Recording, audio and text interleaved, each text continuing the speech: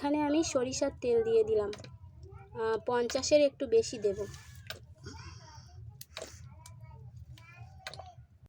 তেল গরম হয়ে গেছে, আমি এখানে পেঁয়াজ কুচিয়ে রেখেছিলাম প্রায় 6-7টা মতো, তো আমি এগুলো দিয়ে দেব।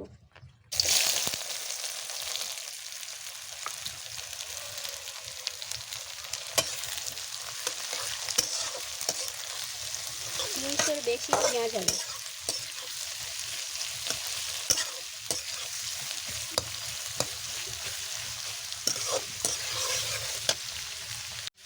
আমি আমার পরিমাণ মতো লবণ দিয়ে দেব, হলুদ দিয়ে দিয়েছি।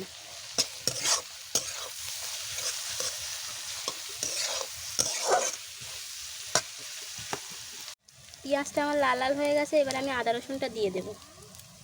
আমি হলুদ এবং লবণ আগে থেকে দিয়েছিলাম, কারণ পেঁয়াজটা যাতে কমে আসে আর হলুদটা যাতে গন্ধ গন্ধ ভাবটা না থাকে, ওই জন্য তেলে দিয়ে দিলাম।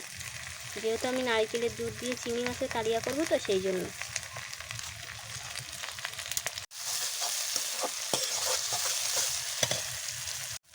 এবারে আমি কাঁচা লঙ্কা বাটা দিয়ে দেবো, এই যে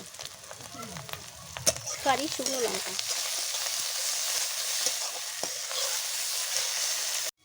চিংড়ি মাছগুলো আমি লবণ এবং হলুদ দিয়ে আগে থেকে গরম করে নিয়েছি, এই মশলাতে দিয়ে দেবো, দিয়ে ভালো করে কষিয়ে নেব।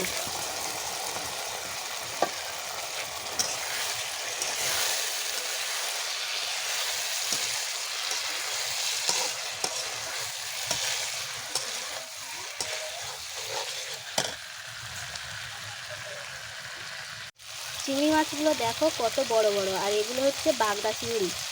বাগদা চিংড়ি দিয়ে নারকেলের দুধ দিয়ে আজকে কালিয়া করব।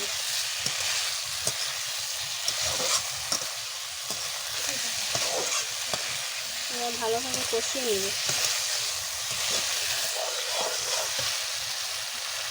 কষানো হয়ে গেছে, এবারে আমি নারকেলের দুধ দিয়ে দেবো কিছুটা, দিয়ে কষিয়ে নেব।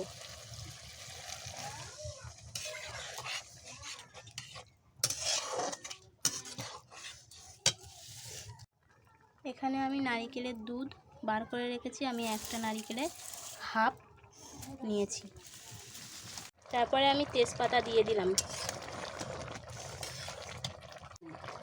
ধনিয়া গুঁড়ো দিয়ে দিলাম,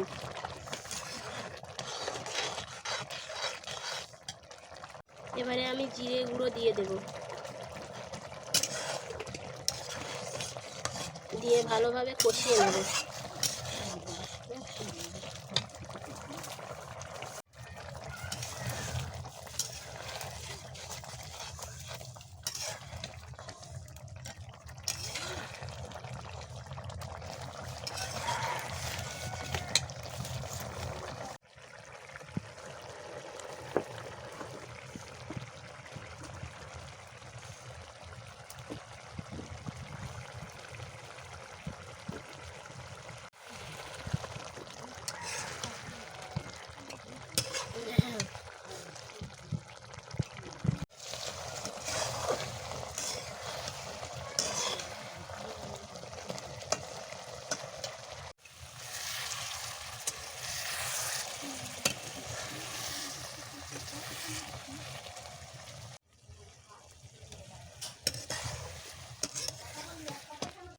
জলটা কমে এসছে, এবারে আমি নারকেলের দুধগুলো দিয়ে দেব।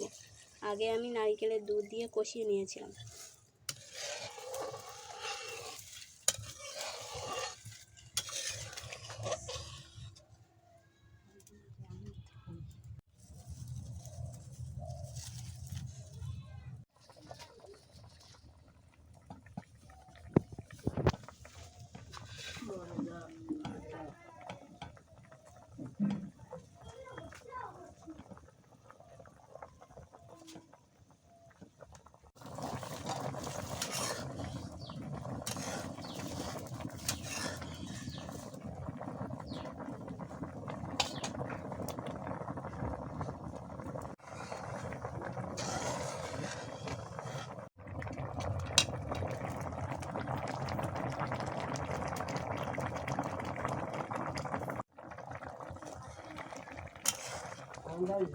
কল দিয়ে দেব,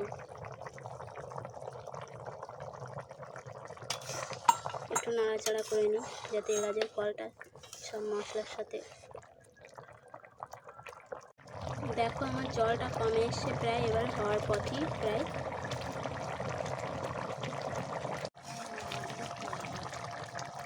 হয়ে গেছে, আমি এবার তুলে নেব।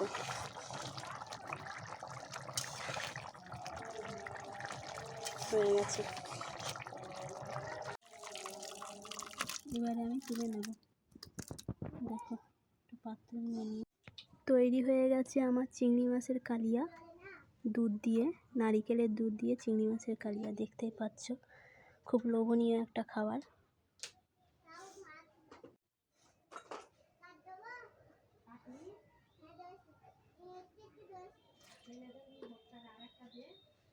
দেখো তৈরি হয়ে গেছে একদম। এটা তোমরা পোলাও ভাতের সঙ্গেও খেতে পারো বা সাদা ভাতের সঙ্গে।